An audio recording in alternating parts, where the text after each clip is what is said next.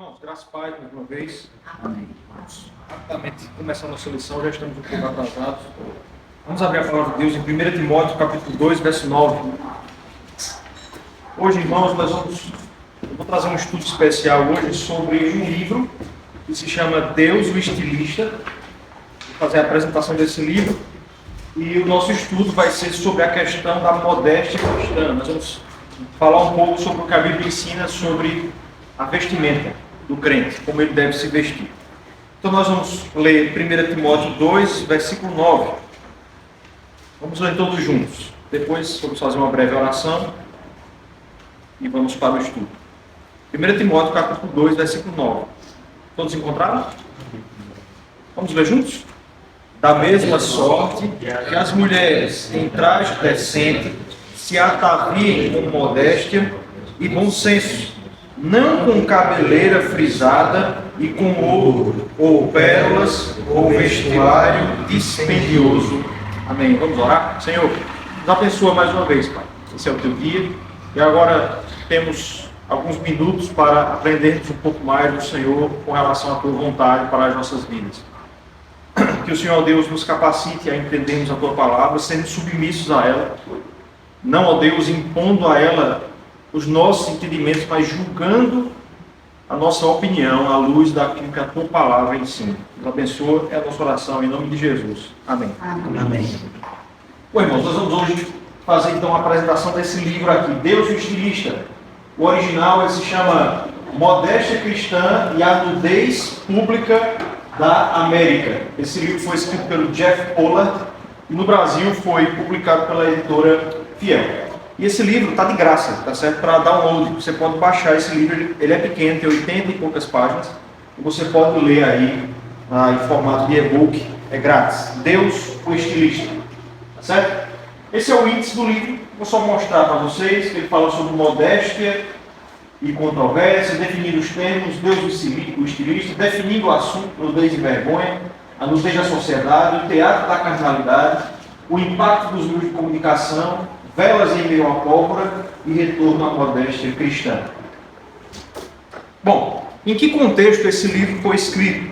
O Jeff Pollard ele é um pastor americano e logo no começo do livro ele conta que a sua motivação para escrever esse livro veio de uma vez em que ele foi para um acampamento cristão lá na Califórnia, nos Estados Unidos. Então ele foi para esse acampamento onde ele pregou a palavra de Deus, ensinou. E ele percebeu que havia uma diferença, um contraste entre a espiritualidade dos jovens, principalmente no momento dos cultos, e o modo como eles se vestiam ao ir para a praia. Ele disse que, ele conta no livro que o contraste era tão grande, que aquilo causou um incômodo nele tão grande, como as pessoas poderiam se reunir para cultuar a Deus, dizendo que queriam fazer a sua vontade, servir todo o seu ser, para logo depois vestir-se de uma maneira escandalosa, que aquilo impactou tanto ele que ele abandonou o acampamento. Aí ele conta isso, que ele foi embora, certo? Juntamente com a sua família. Então, esse foi o contexto que o levou a escrever o livro. O tema do livro é a respeito de como o cristão deve se vestir. Por isso, Deus, o Estilista. A ideia dele é que nós não devemos, a ideia do título, né? É que quem faz a moda, digamos assim, como nós nos vestimos, não deve ser o mundo, ou os estilistas do mundo, que desenham as roupas que você vê nas vitrines, mas Deus. Deus deve ser o estilista, o nosso estilista. Aquele que desenha, o padrão de Deus, a Escritura, é o que deve ser aquilo que traça as linhas do que nós vestimos. E é um livro, então, sobre modéstia. Nós lemos aqui em 1 Timóteo 2,9 que Paulo vai dizer isso, que as mulheres, a gente pode estender aqui aos homens, devem se ataviar decentemente, devem se vestir decentemente com modéstia. E aí a gente pode perguntar, o que é modéstia? O que é modéstia? Talvez a principal resposta que a gente pense ao falar disso, modéstia, é não mostrar muito o corpo. Mas não é somente isso. O que é modéstia? Para o autor, modéstia é uma postura interior, ou seja, do coração, que está alicerçado em uma compreensão bíblica da sua posição diante de Deus, que conduz à humildade, à discrição e ao desinteresse em atrair a atenção para si mesmo. Então veja o que é modéstia para ele. Modéstia não tem a ver tanto com o tamanho Tem a ver, mas não tem a ver tanto com o tamanho da roupa. Modéstia começa dentro do coração. É quando você entende quem você é diante de Deus. E quem nós somos diante de Deus sem Cristo? Pecadores, réus da lei de Deus, totalmente dependentes da graça do Senhor. Quando você entende isso, o resultado disso é que você passa a ter uma atitude humilde. Entender quem você é diante de Deus lhe leva a ser humilde. E o resultado de você ser humilde é você ser alguém discreto. Paulo diz que o Senhor não tem nos dado espírito de covardia, mas ele vai dizer, dentre outras coisas, de o que é que ele diz? Moderação. Moderação. O crente, em todas as suas áreas, deve ser alguém moderado. Nunca exagerado, mas sempre moderado. Tá certo? Então, modéstia é a certeza de quem você é diante de Deus, que conduz à humildade, à discrição e ao desinteresse em atrair a atenção para si mesmo. A pessoa modesta é aquela que não tem a intenção de atrair, a atenção para si mesmo. Veja, olhando ainda para o versículo que nós lemos, perceba que Paulo vai dizer o que é modéstia relacionado ao vestir. Ele vai dizer que se ataviam com modéstia e bom senso, ele vai dizer não com cabeleira frisada e com ouro ou pérolas ou vestuário dispendioso. Percebeu aqui que Paulo não falou de nudez aqui nesse texto, ele não fala de nudez.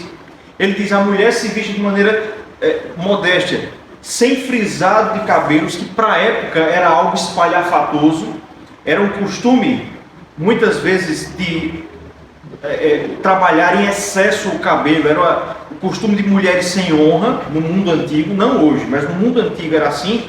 E Paulo vai falar também de vestuário dispendioso.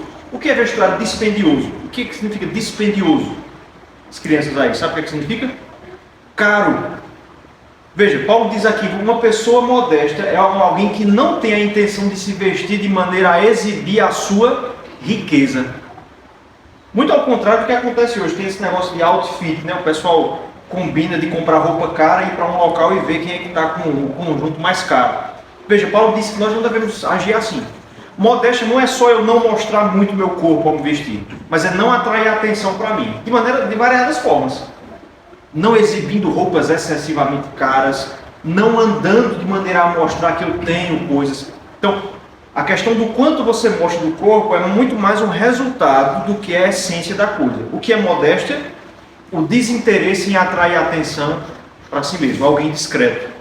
Alguém que passa discretamente pelos ambientes. É o que Paulo ensina em 1 Timóteo 2,9.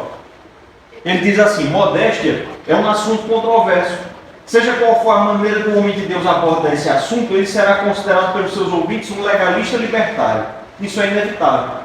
Falar contra a moda atual e as tendências populares é sempre difícil e envolve um custo elevado para o homem de Deus. Então, quando a gente fala desses assuntos, você sempre vai se deparar com aqueles comentários de que isso é legalismo, de que isso é ser muito radical, né, de que você quer castrar a liberdade, de que cada um pode se vestir como quiser. Então esse é um custo que o homem de Deus que queira falar desse assunto, e tem isso, irmão, muitas vezes algumas lideranças não querem entrar nesse tipo de assunto específico. Fala de maneira geral, glorifica a Deus no seu vestir, mas diga o que é, como é que você faz isso? Quando a gente se torna específico, a gente corre o risco de muitas vezes atrair a incompreensão, mas nós vamos fazer isso. Pode falar, irmão, Pablo.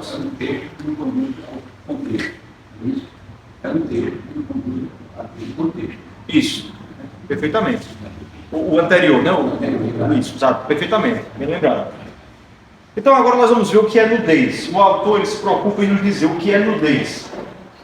Bom, a primeira coisa a se considerar, irmãos, é que a nudez, ela foi criada como estado natural do homem. Abra a sua Bíblia, por favor, em Gênesis capítulo 2, versículo 25. Gênesis 2, 25.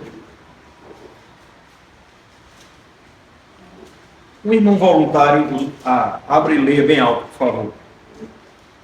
Ora, um e outro, o homem e sua mulher, estavam nus e não se envergonhavam. Então veja, esse é o estado natural em que o homem foi criado. Ele foi criado nu, tanto Adão quanto Eva.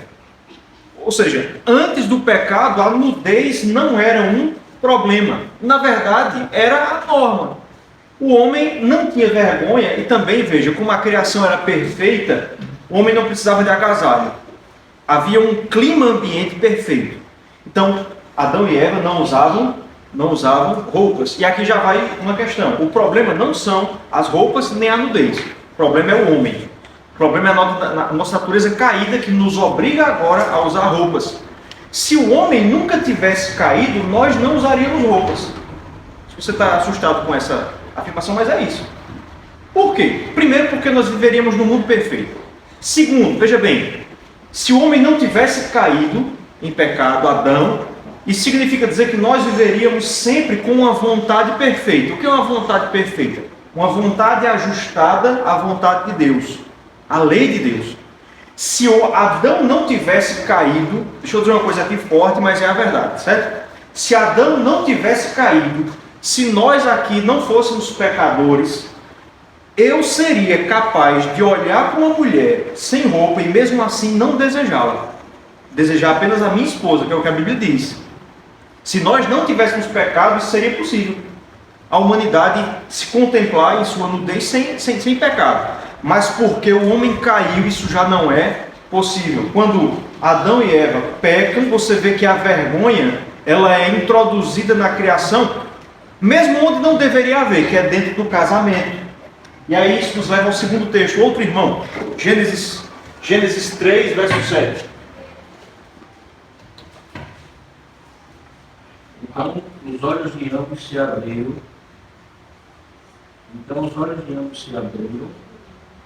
E percebendo que estavam nus, costuraram folhas de figueiras e fizeram cintas para si. Então veja, esse é o texto que registra aqui a vergonha que não havia, no verso 25 do capítulo 2, não se envergonhavam, ela agora aparece. Você veja que Adão e Eva eram casados, marido e mulher. Em tese não deveria haver vergonha, mas mesmo dentro do casamento, a nudez agora passa a causar, no caso de Adão e Eva aqui, vergonha. Muito mais fora dele. Então veja, só para a gente fazer uma teologia bíblica da nudez aqui. A nudez foi criada como estado natural, certo? Adão e Eva viviam nus. No entanto, depois da queda, ela se tornou um problema. Não por causa dela mesma, mas por causa dos olhos contaminados do homem, da natureza caída do homem, da libido. O que João vai dizer lá que os homens são atraídos pela concupiscência da vida e da carne. Acho que é essa a expressão que João usa. Então veja, depois do pecado, nós passamos a necessitar de roupas, tá certo? De modo que depois da queda, a Bíblia vai falar sempre contra a nudez. Agora, o importante aqui é entender que nudez, na Bíblia, pode ter dois sentidos. Tanto de nudez total, e aqui nós vamos ler alguns textos. Vou pedir para outro irmão abrir e ler Ezequiel 16, 37. Somente esse texto. Ezequiel 16, 37.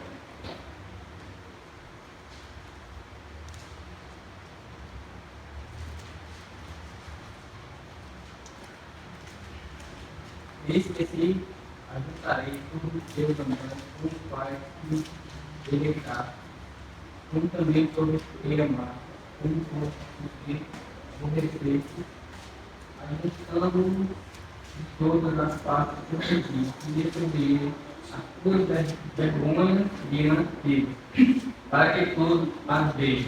Então Deus promete aqui que vai envergonhar Jerusalém por causa do seu pecado. Aí veja o que ele diz: eu vou juntar toda a terra, vou fazer você passar por uma vergonha, vou tirar a sua roupa diante de todos. Deus usa essa linguagem aqui para mostrar que ele ia envergonhar o seu povo. Então aqui a linguagem de vergonhas, tá certo, que aparece no texto aqui, é exatamente a ideia da cintura desnuda. Então a parte mais íntima do homem, que geralmente aparece como a ideia de vergonhas na Bíblia, às vezes a Bíblia vai se referir assim, é uma nudez. Então a nudez total é uma forma de nudez.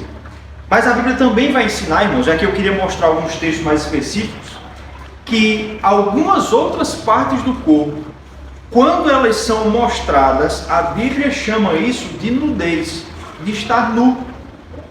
Então vamos ver esses textos. Aqui eu queria que nós lêssemos todo o texto. Vamos começar aí por Gênesis capítulo 3, verso 10.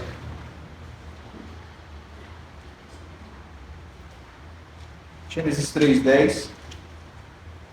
Ele respondeu: ouvi a tua voz no jardim, e porque estava nu, tive medo e me escondi. Qual é o detalhe desse texto aqui?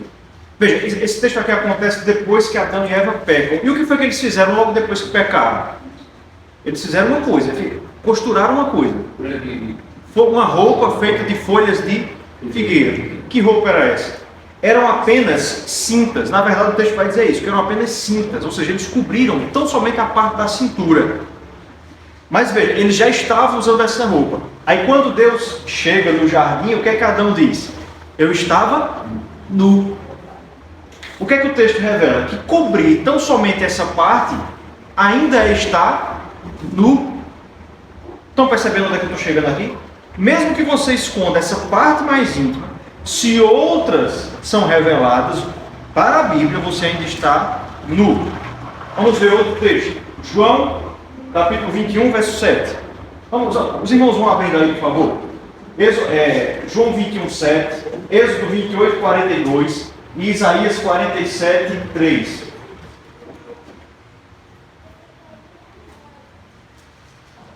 Os irmãos que forem achando, podem ir lendo, não necessariamente na ordem. Aquele Elias amado disse a Pedro: é o Senhor, Simão Pedro. Ouvindo que era o Senhor, seguiu-se com sua veste, porque havia despido, e lançou-se ao mar. Veja, Pedro estava. Só um minutinho, irmão, só para comentar aqui. Pedro estava no mar, em João 21, com os discípulos pescando, enquanto aguardavam Jesus. Pedro não estava totalmente nu. Ele estava usando uma cinta que lhe dava mais mobilidade para pescar. Mas veja, quando ele vê Cristo na praia e ele volta, ou seja, ele volta para um lugar habitado, aí ele se cinge com a sua veste. Ele não estava completamente nu, mas ele se cinge, porque essa não era uma roupa apropriada para que ele se apresentasse em um local público. Ali só com homens não houve problema. Mas na praia, onde haveria outras pessoas, talvez mulheres, ele se cinge. Ele não estava totalmente sem roupa, mas ele se considera nu, para estar num local público. Irmão, o senhor comentar, pode comentar.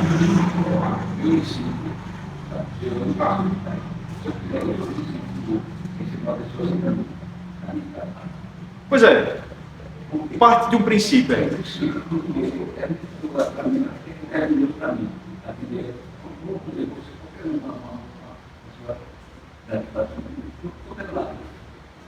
Exatamente. É um princípio bíblico. Qual foi o que você. Foi João 21, né, Cícero, que você leu? Foi. Êxodo 28, 42? Êxodo 28, 42. Faz-lhes também calções de linho para cobrirem a pele nua. Irão de cinta às coxas. Veja só. O sacerdote, por baixo da sua roupa, da sua túnica, ele deveria usar um short. Ela vai da cinta é a cintura. Por isso que a gente usa o que aqui? Como é o nome disso aqui? Cinta. A cinta até o joelho. É um short. Por que ele usava? Porque ao realizar o sacrifício, ele estava num local alto, sendo visto pelo povo. O medo da lei de Moisés é que batesse um vento ali e as pernas dele fossem vistas. Veja o que o texto mostra. Mostrar as pernas, as coxas, para a Bíblia é nudez. É nudez. Essa parte superior aqui, próxima à cintura, não deve ser revelada. Veja, estou mostrando textos bíblicos. Brigue com o texto bíblico. Próximo texto, Isaías 47, 3. Algum irmão abriu?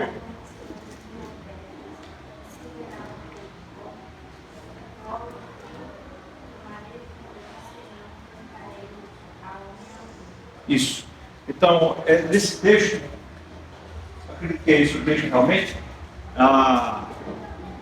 O profeta Isaías fala mais uma vez de Israel sendo envergonhado. No texto, o povo de Israel é como uma mulher que vai ter que atravessar um lago e ela vai precisar levantar a sua saia, mostrando as suas pernas. Isso seria opróbrio. O que é que significa opróbrio? Vergonha. Há ainda um outro texto que a gente vai ler, que é Isaías 20, em que o profeta vai condenar Israel, dizendo que outras pessoas iriam tocar a região do seio. Então essa também é uma região íntima. A própria Bíblia vai nos mostrar isso, principalmente no caso da mulher, do público feminino. Então o que eu quero mostrar a vocês aqui, irmãos, é aqui, vejam que a Bíblia é explícita sobre isso, né? A Bíblia é clara. estar nu não é apenas estar totalmente pelado, mas é revelar algumas partes que a Bíblia mostra que devem estar cobertas, tá bom? Então aqui a gente segue para a pergunta: existe um padrão bíblico de cobertura, cobrir o corpo? Existe. Na perspectiva do autor, sim. E como é que o homem deve se cobrir? Como Deus o ensinou a se cobrir. Veja, se você saiu do texto, volte aí para Gênesis 3, verso 21. Lembre-se que Adão e Eva haviam feito aquelas cintas que cobriam só o básico realmente, mas Deus vai chegar no jardim e ele não vai se dar por satisfeito com aquela roupa que o homem fez, ele faz outra. Aí, veja, 3:21 diz assim: fez o Senhor Deus vestimenta de peles para Adão e sua mulher e o vestiu. A palavra traduzida como vestimenta é kutonet, que significa cobrir. Que roupa era essa? Era uma túnica talar. Ela descia do pescoço, dos ombros até os pés, tá certo? E cobria o braço. Em algumas versões, veja só, em algumas versões ela era sem mangas e descia até os joelhos, essa roupa, essa túnica. Veja, lembra do que Jesus disse assim: se alguém quiser tomar a tua túnica, deixa levar também, o que é que ele diz? A capa, em Mateus. E em Lucas é o contrário: se alguém quiser tomar a tua capa, deixa levar a túnica. O que era isso? Os judeus usavam duas roupas. A roupa de fora vinha até aqui e ia até os pés. E a de dentro era uma camisa regata e um short que vinha até os joelhos. A roupa de fora era para ocasiões especiais. Veja, que quando a gente vai para uma solenidade, a gente se cobre mais, não é assim? A gente usa uma calça, não vem para a igreja de short. A gente bota uma camisa no ouvido de regata, mas para fazer um serviço a gente bota um short, a gente bota uma camisa regata, a mesma coisa que os judeus faziam, tá certo? Para ocasiões mais solenes, cobrir-se mais. Às vezes até com véu as mulheres costumavam usar. E para uma ocasião mais prática, uma roupa que desce até o joelho e que cobre toda a parte do tronco, podendo ficar aqui no início do braço. Essa aqui foi a roupa que Deus fez para Adão. Essa roupa foi prescrita para os sacerdotes, em Êxodo 28. E ela foi usada por Jesus e seus discípulos, que era chamada de Shaluk ou Kituná, e pelos santos. Ela é usada lá em Apocalipse 6, versículo de número 11, certo? Então, nós vemos aqui que há um padrão, não é verdade? Há um padrão. A Bíblia não dá muitos detalhes, mas ela mostra um padrão acerca do que é que deve ser coberto no corpo humano. Aqui a gente tem que ter alguns cuidados. Quais são eles? Primeiro, existe um padrão bíblico, mas a gente não pode tornar isso um legalismo. O que seria fazer legalismo? Eu pegar uma caneta, riscar e dizer, é aqui. Daqui para cá, pecado, daqui para cá não é pecado. A Bíblia não faz isso. Ela dá um princípio muito claro. Mas não tem como você pegar uma caneta e marcar, certo? Não tem como você fazer isso. Mas ela dá um padrão bíblico. Esse padrão bíblico é a cobertura do corpo. E o que é que a gente entende por corpo aqui? Sendo bem claro. O tronco, que é essa parte aqui. Os quadris, essa região que é chamada de cinta na escritura. E a parte superior das pernas. Essa parte do corpo, a parte superior das pernas, que a gente chama de coxas, os quadris e o nosso tronco, principalmente quando nós estamos em locais em que há pessoas do outro gênero, devem estar cobertas. Devem estar cobertas. É isso que a Bíblia mostra, tá certo? E aqui, quando a gente fala sobre isso, nós percebemos que há um contraste entre o molde divino, o molde de Deus, e a sociedade moderna. Porque a sociedade ela vai dizer que você não precisa obedecer esse padrão. Veja, é só você ver como é que as pessoas se vestem hoje, você vai perceber que não há uma obediência a isso, tá certo? E aqui a gente pode se perguntar assim, como foi que a sociedade saiu desse padrão? Caminhando para o final aqui. Irmãos, até aqui está claro? Algum irmão está com dúvida? Então perceberam que existe um padrão de cobertura. Todo mundo entendeu isso? Entendeu que padrão é esse? Pode falar, Guilherme. O único que da verdade é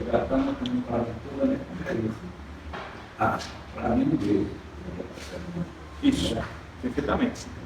Então a sociedade começou a desobedecer isso. Como foi que isso aconteceu? Bom, o autor ele vai dizer que o que levou as pessoas a desobedecerem esse padrão são a questão das roupas de banho. E você veja que essa é a questão.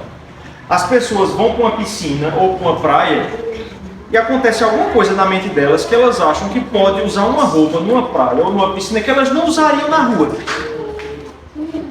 Aqui sendo bem claro, irmãos, veja só, um biquíni. Qual é a diferença de um biquíni para a roupa íntima da mulher? Qual é a diferença? Exatamente nenhuma. Como uma mulher não sai de sutiã apenas na rua, ela não deveria usar tão somente um biquíni ao estar na praia. A Bíblia não dá esse tipo de exceção. Se você estiver perto da água, pode ficar nu. Ou o homem usar sunga, somente sunga. Se o homem sair só de cueca na rua, ele vai ser preso, provavelmente. As pessoas vão bater nele, a não ser que seja uma criança, né?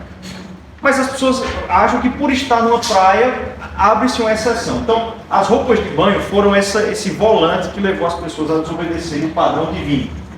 E aqui, irmãos, falando um pouco de história, veja como a coisa foi sendo alargada aos poucos. Veja, entre 1700 e 1800, as pessoas tomavam banho na praia com a roupa praticamente igual à roupa convencional. Aí veja, 1890 e 1910, já se revelou os braços e os ombros. Até aqui não há pecado. A Bíblia não diz que você deve cobrir os braços. Mas tudo bem. Já representou a quebra de um tabu. Olha agora, 1920, já se revelavam as coxas, que a Bíblia vai dizer que não devem ser reveladas. E as costas, que faz parte do tronco. Depois, 1930, primeiros decotes, começando a querer revelar os seios. E roupas mais apertadas. 1940, aberturas na barriga. Tudo isso aqui é roupa de banho. 1950, alças, roupa de alça. 1960, já se podia ver o umbigo de algumas mulheres. 70, cavas nas roupas, já revelavam parte das nádegas. Uma parte totalmente íntima, na verdade. E aí, em 1980 e 90, surgem os biquínis, tá certo? Só uma nota histórica aqui, o cara que inventou o biquíni, ele procurou muito modelos que aceitassem posar para fotos para vender os biquínis. E ele teve muita dificuldade em encontrar na época alguém que aceitasse isso, porque a opinião corrente é que nenhuma mulher deveria tirar foto e apresentasse publicamente para outro homem que não seja o esposo, usando esse tipo de roupa. Veja, isso há 40, 50 anos atrás. Hoje, no entanto, essa é considerada uma roupa normal. Então veja como a coisa não foi do dia para a noite, ela foi aos poucos, tá certo? Isso aqui é uma propaganda de uma roupa na Alemanha em 1933. Veja o que ela diz: nenhum outro instrumento humano pode aproximar-se da liberdade completa, do perfeito ajuste em descanso ou em movimento, e do senso irreal, mas estritamente legal, de não estar vestindo nada. O que é que essa propaganda está dizendo? Ao usar essa roupa, você vai se sentir como se não estivesse usando nada. Veja, os estilistas do mundo, eles querem causar essa impressão de você não estar vestindo nada. Exatamente o contrário do que Deus disse. Você tem que se sentir coberto para que você não fique envergonhado. O que é que a moda do mundo diz? Você deve se sentir descoberto. Percebe, irmãos, é o contrário. É diabólico, é sugestão de Satanás a submeter-se a esse tipo de moda mundana. Pode falar, irmão, pode falar. É uma obra de Satanás, com certeza, por meio de seus instrumentos. Perfeitamente. Vou passar rápido aqui e não vou até o final porque não seria conveniente, eu acredito. Mas só para vocês verem a diferença de roupas de banho em diferentes épocas. Ó, 1858, como é que as mulheres iam para a praia? Veja, eu não estou dizendo que você deve ir assim, tá certo? Não é isso. A pessoa, alguém na praia, isso aqui, obviamente, outra cultura, outro mundo. Mas vão vendo a evolução. 1858, aí 1888, 1900, 1910, ó, bem mais apertada a roupa. 1930, aí já houve uma grande revelação das acima do joelho. Mas veja que até aqui você ainda tem algum respeito ao padrão bíblico. Veja, o tronco está coberto, boa parte da perna está coberta, a cinta também. Só que, Carlos, o outro anterior, normalmente, as mulheres muçulmanas, elas normalmente se vestem assim. isso. Elas não mostram a parte do corpo, né? Eles se exportam de uma maneira assim. E tem outra coisa, mesmo quando a roupa era apertada assim, em geral era tom escuro. Por quê? Para que você não visse curvas, você só percebesse o vulto. Então havia até essa tática de disfarçar. Aí veja, 1930, aí aqui ó, revelou-se praticamente a perna inteira. Eu trouxe isso aqui um desenho, certo? 1950 já se revelou muito mais, daqui para frente eu acho que não seria conveniente eu trazer. Mas o fato é, o autor disse que os estilistas usaram a moda para despir, para tornar nua a sociedade. E foi isso que aconteceu. Por isso que hoje você tem, na verdade, até já alguns locais em que se permite não ter roupa. Aqui na Paraíba tem uma praia, os irmãos já devem ter ouvido falar, né? Uma praia de nudismo. Tambaba, a praia de Tambaba é uma praia de nudismo. As pessoas ficam nuas. Quer dizer, essa praia existe desde sempre? Não. A cultura foi alargando até o ponto de que pode ficar sem roupa. Que é como você praticamente vê muitas pessoas hoje em dia, praticamente sem roupa. Para nós muitas vezes isso é um desafio. Por exemplo, para um homem cristão ir para uma academia, que não é pecado, mas é um desafio. Porque você vai encontrar uma grande desobediência ao padrão bíblico. Então eu costumo dizer que a academia, principalmente para homem, é o seguinte, tem o equipamento de proteção individual, né? O EPI. Qual é o EPI de academia para homem? Sem óculos, no meu caso, não consigo ver direito, fone de ouvido. Porque as músicas geralmente não dá. E se você tem problema de visão, aproveite isso, vá sem óculos, fica mais fácil um pouco. Por quê? Porque a gente rema contra a maré nessa questão, né?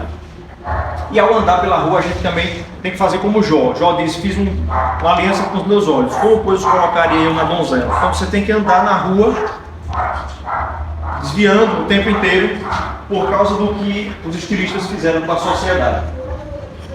E aqui, irmãos, vamos lembrar do Catecismo Maior do Westminster. Pergunta 138. Quais são os deveres do sétimo mandamento? Qual é o sétimo mandamento? Não adulterarás. Um dos deveres é modéstia no vestir. E 139. Quais são os pecados proibidos no sétimo mandamento? Um dos pecados é o vestuário imodesto. Aqui, irmãos, é bom que a gente lembre que a concupiscência humana é o problema. O problema não são as roupas, nem a nudez. O corpo humano, ele é belo. Ele foi feito por Deus. Não é que o corpo feminino seja pecaminoso, como muitas vezes se acreditou na Idade Média, né? Que a mulher é algo vil. Então, o problema está nos olhos do homem, é verdade. Os olhos do homem e da mulher foram contaminados com o pecado. Mas o remédio para isso é que nós nos cobramos, até para cuidar do outro. Abra sua Bíblia aí, por favor, em Mateus 18, verso 6. Um irmão voluntário abre e leia. Mateus 18, 6.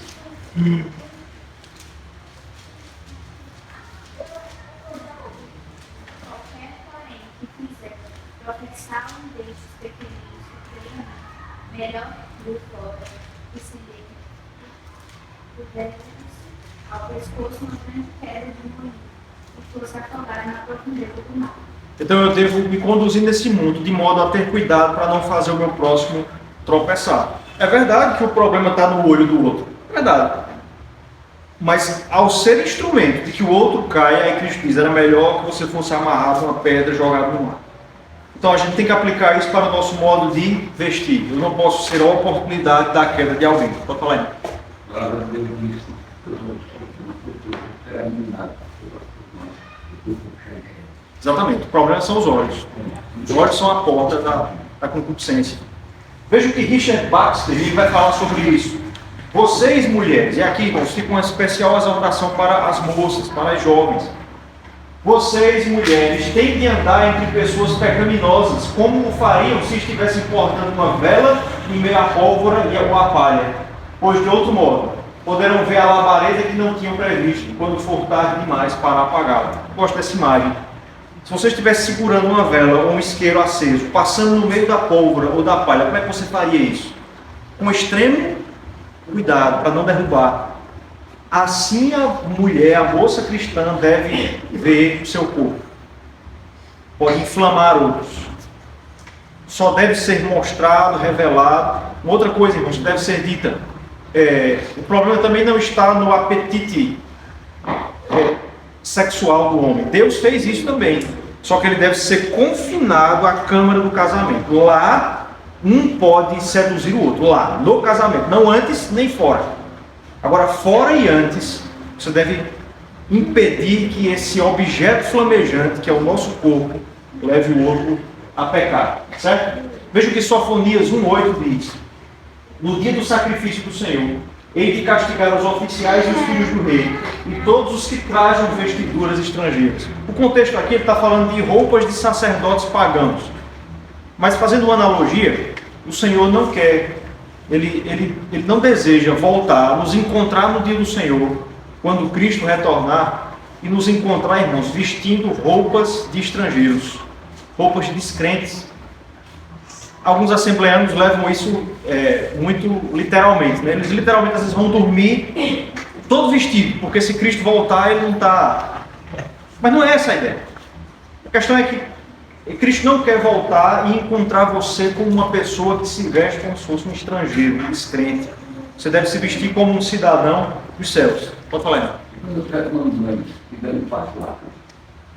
Ah, irmão, é assim. Vai, com certeza.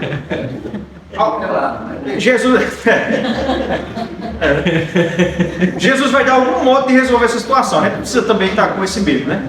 A ideia é quando você estiver em público. Obviamente é quando você estiver em público. De alguma maneira, ele vai resolver essa situação. É porque eu quero ver que ele está com uma vestido. Não. Agora, eu conheço um cara que eu desconfio, que ele até banho ele deve tomar de roupa.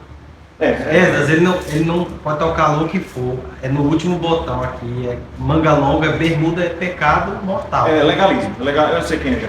É legalismo. Isso aí é ir além da lei de Deus, principalmente quando você quer impor aos outros. Como algumas denominações fazem. Hoje está um domingo quente, estou com uma roupa mais curta e tal.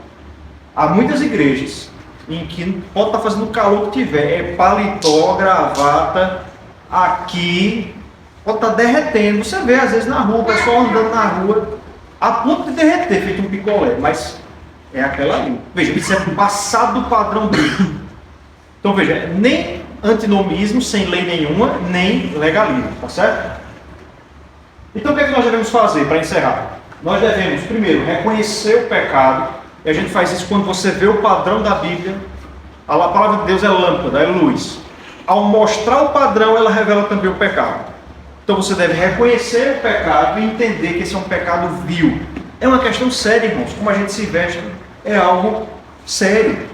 Principalmente quando nós estamos na igreja, quando a gente vem se apresentar, entre aspas. Quando nós conduzimos a liturgia, tem que ter muito cuidado para que você não seja objeto de atenção, para que as pessoas não fiquem olhando para você. Então essa é uma questão séria, reconhecer o pecado e a sua vileza, segundo, se arrepender dele.